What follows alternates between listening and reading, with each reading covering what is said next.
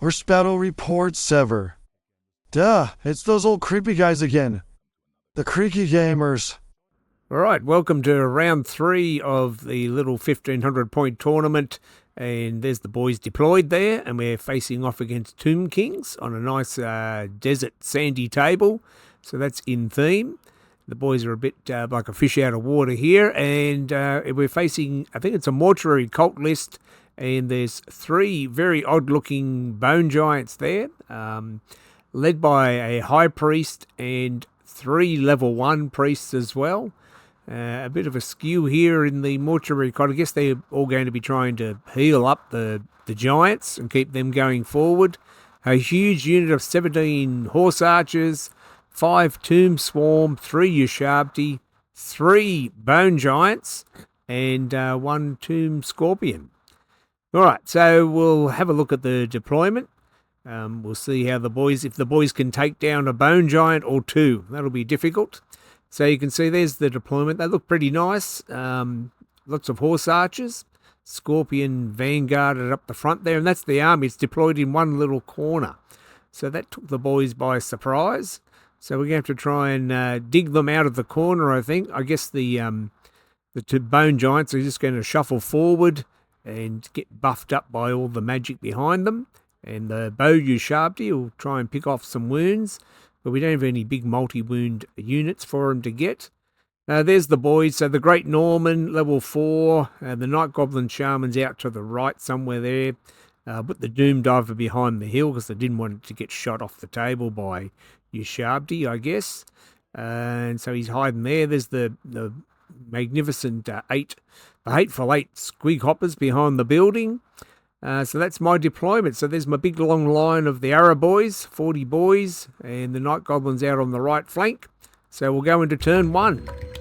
Let's go. Turn 1. All right, so in this battle I thought, well, if the Bone Giants just came straight at me, I wouldn't be able to stop them. They'd get in eventually, even through Fanatics. You know, it's just luck if the Fanatics can actually do any damage to something with toughness 6. I think they're toughness 6, and all that healing and so on. So my shooting's kind of neutered. But they've got a long way to march from that corner over to get to me. So I think I failed travel mystical pathway. So the boys have just shuffled forward, and I don't think I fired a single shot in turn 1. I might have done maybe a wound or 2 to the scorpion, maybe, but he got healed up. The scorpion. My chariot's hiding behind the woods there from the Ushabti. Their bows are a bit of a scary option for chariots. So turn 1, the Tomb Kings have shuffled forward, and the boys are waiting to have some shots, I guess. Turn 2.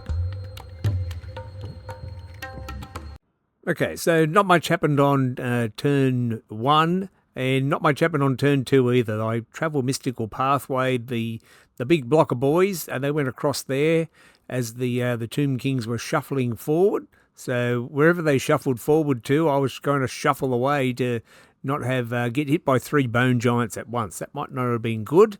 So we're just trying to delay the inevitable. And my shooting's not doing anything. I'm shooting at the Ushabti in the woods there, and so I've moved and long range and cover, etc. So I didn't really do anything. And anything that I did do, the Tomb Kings were able to heal it up. So the Scorpion, we got the Scorpion down to like a wound left or something, but next thing we know, the Scorpion's all okay again. So that's pretty much it. Turn 1 and 2, the Tomb Kings are going to shuffle forward into this position here, and we'll get ready for turn 3. Turn 3. Okay, so we're into turn 3, and this is where things start to get interesting. So you notice there's my level 4 little Night Goblin Shaman. Looks like he's got Evil Sun shining up on himself there. We're trying to shoot down at least 1 bone giant or something. Got to do something, otherwise the Tomb Kings are going to arrive at my lines intact, which won't be good for the boys. The bone giants will actually like fighting Night Goblins. Anyway, so what's going to happen is in my turn, my Night Goblin Shaman's going to duck out the back of the unit to try and preserve himself, and the Night Goblins are going to stay there and cop it. But then the interesting thing is that in the Tomb King's turn, the Bone Giants and the Swarms are going to charge. But I actually pop up some Fanatics in front of the Swarms. So the Swarms will have to go through the Fanatics into the Night Goblins. But then there's the interesting part about the rules and tactical charges and so on. So here we are here. So I'll just freeze it here. Just hang on. All right, well, I'll try and explain what's happening here. So the Swarms are going to charge. They're going to charge with the Bone Giants. The Bone Giants are going to do a very long bomb charge to get into the Night Goblins. So when all the charges are declared, can the Swarms charge to the right here, avoiding the Fanatics, or do they have to do a proper charge and go the shortest route towards the Night Goblins? Or can they go across that way to leave room for the Bone Giants to get in, which is sort of a tactical charge because they're charging simultaneously?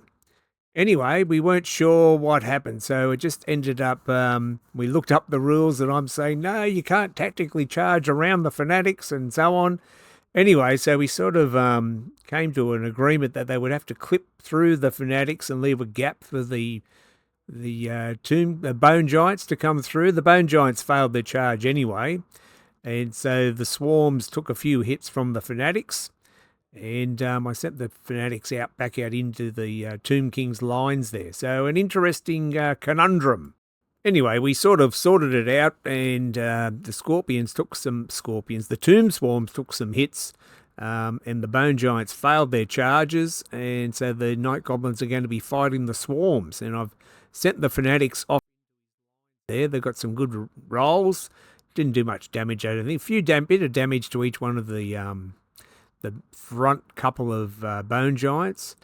But interesting, with combined charges, does the first one go like a tactical charge to leave room for the others?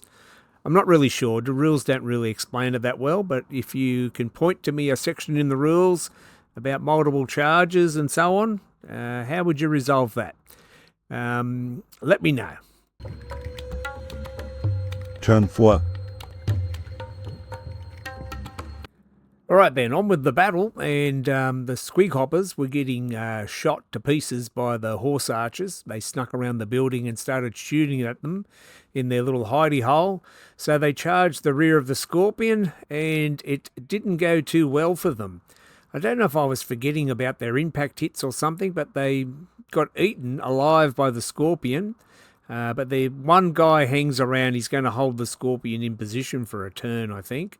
So a fail from the Squighoppers. And then, look, I got Foot of Gork off there, and there's a bit of a gap there because I managed to kill one of the Bone Giants. So between the Fanatics buzzing around and the Foot of Gork going through, I think there might have been the Foot of Gork that it went the right way for me and went through and killed one of the Bone Giants. So a bit of luck there. And I'm just peppering the Ushabti, and I think I gave up on shooting the Ushabti because they're in the woods, so they're too hard to hit. So we started shooting at the Bone Giant that was about there somewhere, and we got rid of that one. Little Night Goblins here fought off the Swarms, and my Night Goblin Shaman has moved across this way to try and get away from the inevitable attack. Eventually those Bone Giants have to get into me to do some damage. My Chariot's lurking up behind there because I know he'd be easy meat for the Ushabti. So that's about it, I think. Turn 5. Okay, well, we're into turn 5, I think, and the boys are just waiting for the arrival of the Bone Giant. So this one's coming towards the Arrow boys, and we're not doing much shooting there, much damage there, I don't think. I think my Doom Diver did do a couple of hits here and there, but I think he's misfired this turn, and he can't fire this turn or next. Yeah, so there's the Doom Diver down there.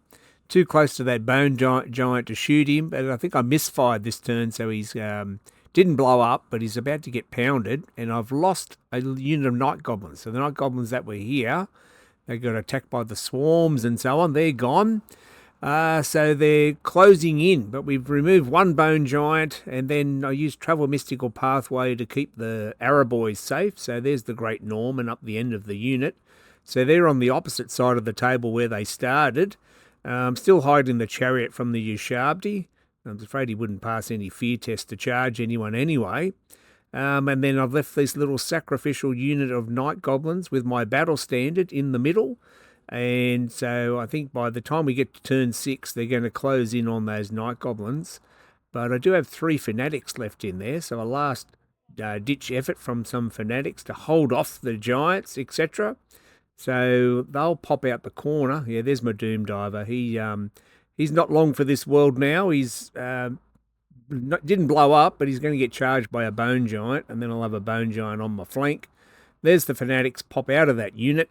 So try and hold off the scorpion, but spoiler alert, they don't. So the fanatics didn't do much damage here, and so we'll go into turn 6, where the Tomb Kings will strike home. Final round.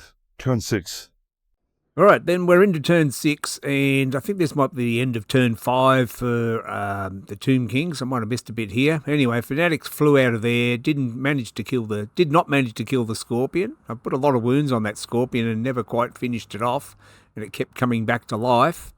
And then the Ushabti move up, and then in the final turn, the bone giant, the scorpion, and the Ushabti will go into my night goblins. So there's my night goblins. That's the final actual real shot, which I got in the end. So the Ushabti go in, the scorpion goes in, and a bone giant goes into them in the flank as well after it finished off my Doom Diver.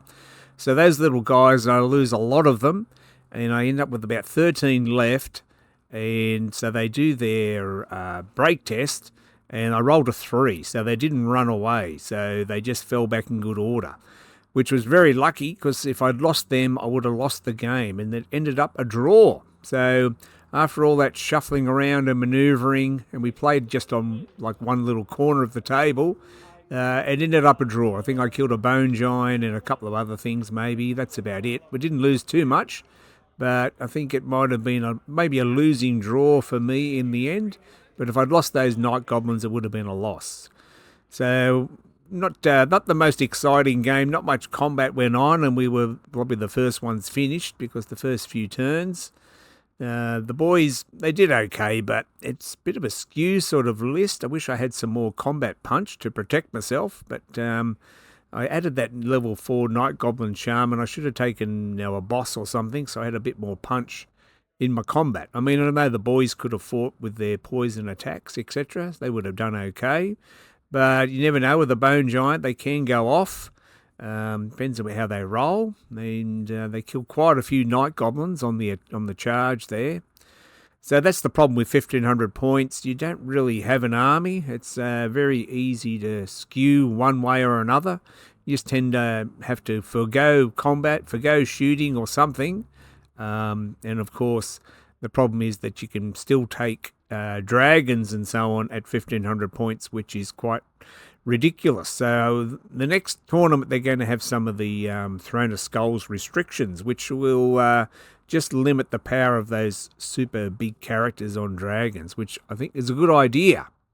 All right, then a quick tournament wrap. So that was my predictions. I just did a fun little tier list looking at the army list and made a little tier list of where I thought the armies would finish in the table's positions, and we'll compare that to the final results. And the Dark Elf Dragon finished up on top. The Bretonnians were thereabouts. The Exiles made it up into the top tables. The Wood Elves didn't do as well as I thought, but another couple. There's only 3 games, so that's in my defence. It can't be 100% accurate, because give me a 5-game sample of games, we might have done better. The Orc army, the nice balanced Orc army, finished up in the top 8 there, somewhere around there on the top tables. And that's where they finally finished, so they may have been a table higher or lower. The Vampires down the bottom where I expected. The Ogres did a little bit better than I expected. That's pretty good. The Bretonnians were all here, and they sort of finished around about. The Exiles was up the top. Just depends on matchups as well. It doesn't really shake out over 3 games, but that was a bit of a fun exercise. So I'm glad that the next one's going to be a little bit higher points. We're going to 1,750 points, and some of the Throne of Skulls restrictions will mean we might have a little bit more balanced armies. Everyone sort of had different skews and so on.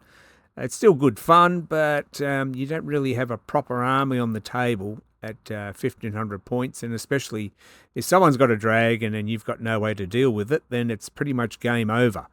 So with the restrictions on the characters, I think at 1750 you get about, let's say 400 points of a character. So it gets those dragons off the table. So they've got to think of another plan, maybe ride around on manticores and chariots and things like that might be the go, but we might see some more balanced armies.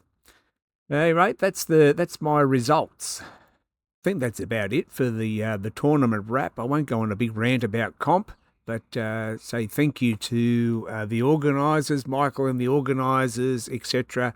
Another top-notch event, and as a testament to that, the next event sold out in about 5 minutes. So I'll be going again, and we're going to be upping the points to 1750. So we should have some more balanced lists. That's my aim. Maybe I'll bring the boys again, although I'm painting up a Chaos army at the moment, but I need to get to grips with how they work. So maybe the boys will return, and we were well chuffed to receive the Best Painted Award. So the boys came away with something, and that's much appreciated by the great Norman and the boys. So that's about it, I think. I won't go on a big rant about 1,500 points and comp restrictions, but I think the Throne of Skulls is a step in the right direction. Anyway, thanks for watching. Let me know what you reckon, and I'll see you next time. Bye for now. Well, that was different. Yep, lousy, but different.